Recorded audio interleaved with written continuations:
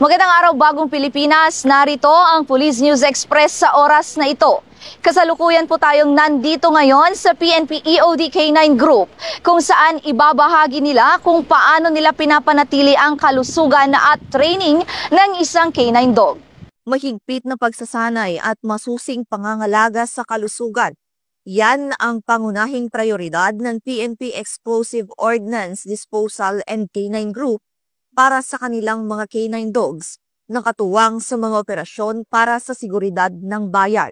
Sa pamumuno ni Police Brigadier General Albert G. Magno, Director ng PNP EOD K9 Group, sinisiguro ng unit na ang bawat K9 ay dumaraan sa regular na pagsusuri ng mga veterinaryo bago, habang at matapos ang kanilang deployment. Ito ay upang matiyak na ang mga ito ay nasa maayos na kalagayan at handang gampanan ang kanilang mahalagang tungkulin. Ako po si Police Staff Sergeant Christian Valenzuela, Assistant Veterinarian po dito sa K9 Operations Division, PNP EOD K9 Group.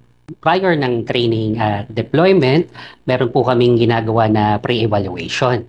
So nagkakandak po kami ng mga laboratory tests kung saan po tinitiyak namin na nasa normal parameters po ang kanilang mga dugo, ang kanilang katawan, kung maayos, bago po sila isabak sa training at sa deployment. Ayon sa mga eksperto, ang tanging nutrisyon ay mahalaga upang mapanatili ang lakas, konsentrasyon at tibay ng mga asong ginagamit sa operasyon.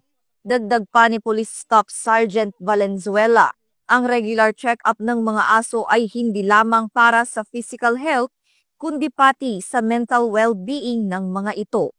Ang ating mga police service dogs ay kumakain ng 2 beses sa isang araw. Ang aming dog food na pinapakain sa kanila ay merong crude protein na at least 27%. So nakakatiyak po tayo na dekalidad ang kanilang kinakain kasi ito po ay approved by AFCO. Mula rito sa PNP EOD K9 Group, dito sa Campo Crame, ako ang inyong PNN correspondent, Patrolwoman Femery Octaviano, alagad ng batas, taga-taguyod ng Balitang Pulis.